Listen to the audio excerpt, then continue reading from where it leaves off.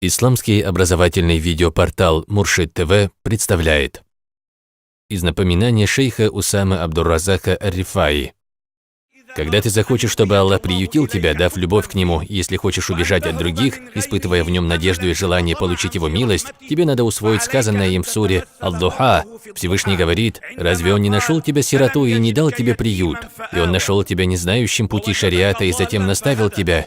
И Он нашел тебя нуждающимся и затем освободил от нужды».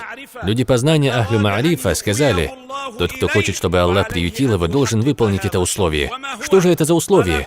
Вот оно, Аллах сказал: «Разве Он не нашел тебя сиротой и не дал тебе приют?» Когда ты подтвердишь свое состояние сироты по отношению к любому помимо Аллаха, тогда Аллах приютит тебя. Ты должен быть сиротой по отношению к творениям и направиться ко Всевышнему Аллаху для того, чтобы Он ввел тебя под свою защиту и покровительство. Всякий раз, когда ты будешь получать благо, твоя покорность увеличится, и перестанешь ты оценивать свои поступки, а будешь видеть действия Аллаха. Ты не станешь замечать в благе свои заслуги, а увидишь волю Аллаха.